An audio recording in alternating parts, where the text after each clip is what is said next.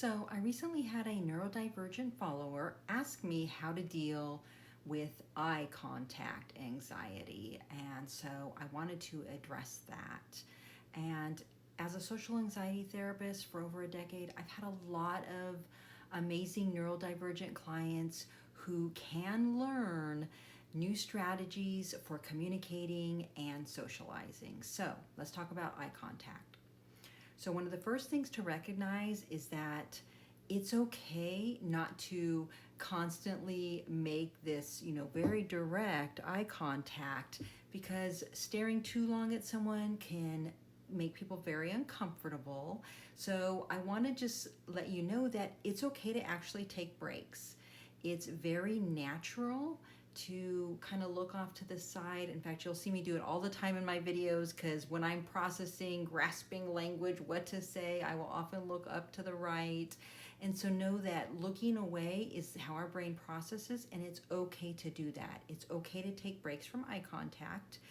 And more importantly, when you're first getting started with this, if you feel really uncomfortable looking directly into someone's eyes, the suggestion is to actually look somewhere else on their face, okay?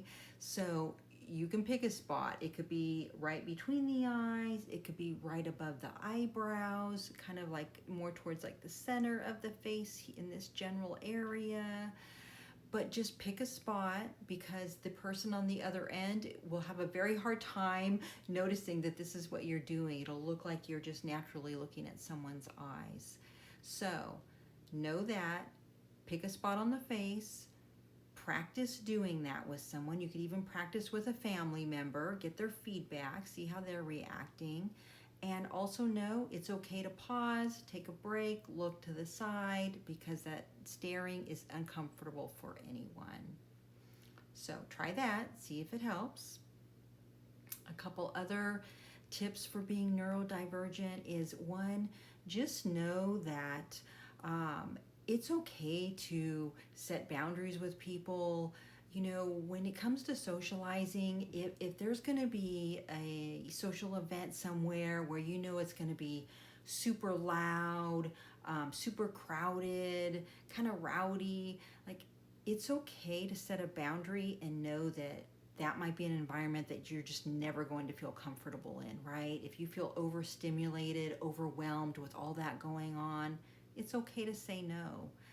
And I hope that others in your life will respect you setting that boundary as well. It's okay to respect your needs. So if that means that you're never going to want to socialize in large groups, then that's the way it is. Maybe you find that you're much better one-on-one or with just small groups of a few people, and know that that's okay. Also, if you're comfortable doing so, you might want to share that you are autistic or have ADHD. It can go a long way towards creating some understanding on the other person's behalf, that you might need a little extra patience and practice, but that with time you will get there. And also really seeking out people that have other shared interests can also really create communication that feels a lot easier, because you're naturally, very interested in that subject, and you also want to ask a lot of questions about it, because you have such a high natural curiosity about things. So I would encourage you to really have self-awareness, but never expect perfection. Like, perfection just doesn't exist. I say that all the time in my videos. Being self-aware is important.